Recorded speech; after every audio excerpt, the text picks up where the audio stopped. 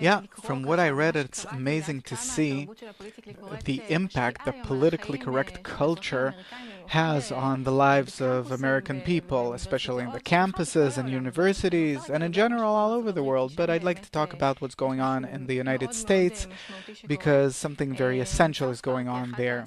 South Park is one of the best animation series that really know how to surface things that are going on, and they had many episodes, satiric episodes, about the distortions that the politically correct culture brings to the United States. And what they're saying is that actually that the politically correct culture that was supposed to improve the lives of populations that suffered from suppression for many years, like Indians or Afro-Americans or those that were under colonial suppression, actually turned into a frightening show of mouth shutting and witch hunting against anyone who seemingly has privileges, like the white person who dares to express an opinion that does not exactly go hand in hand with what is considered progressive. And we see that on campuses in the US, people are afraid to talk, are afraid to sound incorrect, maybe hurts a minority, and later on even that lecturer might be sued or lose his job.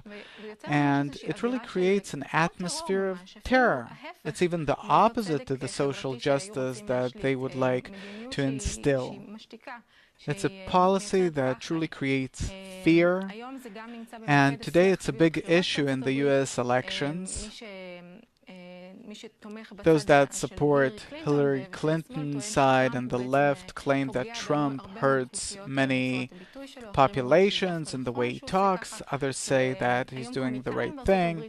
And many comedians in the US complain that humor is dead because you can't laugh about anyone or anything anymore.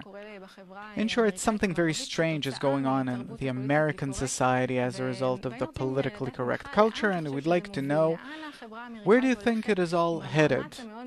On the one hand, the American society is making a great effort to keep an image of equality and social justice, but on the other hand, it actually creates lots of fear and frustration for many people.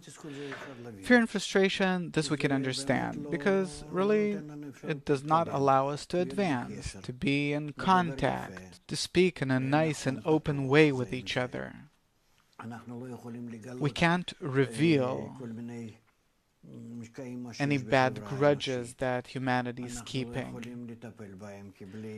We can't treat them because without a clear diagnosis of what's going on, you can't search for a remedy or find a remedy, or even if we do have a remedy for it, to disclose that there is such a phenomenon is already a big problem, especially if it's in universities where we educate as if the younger generation, the next generation, everyone comes out of there distorted.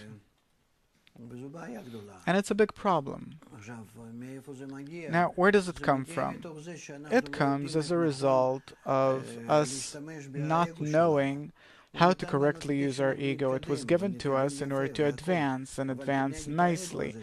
But against this ego, there has to be the force of good, our connection, where on the one hand, you have the negative force, and on the other hand, the positive force. We don't have the positive force, only the negative one, where everyone wants to be above the others, to suppress others as much as possible, and to control everyone.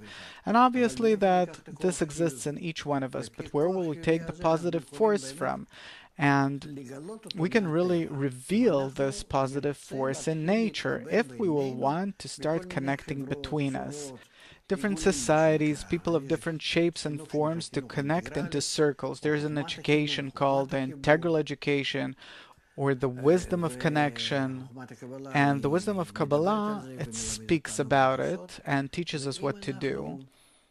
And if we reach a state that we can reveal the positive force of connection, then we also need the negative force. And then the entire politically correct culture collapses, because we actually have to reveal, without being correct, but to reveal all the crimes, all the bad relations and the negative attitude that we have towards each other. And when we'll reveal the bad attitude we have towards each other, then we will be able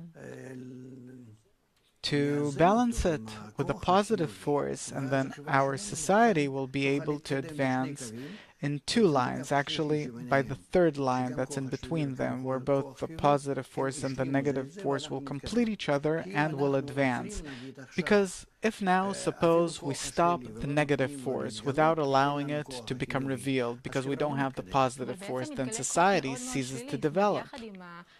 But along with the demand for social justice comes also a lot of hatred and anger. Tell me, please, is this something that exists in human nature? Yeah? So why do we have to shut it in instead of correcting it? What do you have as a result of shutting it in? Afterwards, it breaks out in the form of Nazism, fascism, different other forms of hatred, leading to wars and bloodshed, murder, and so on. What do you mean that this is how it ends? Because you can't lock in this hatred all the time.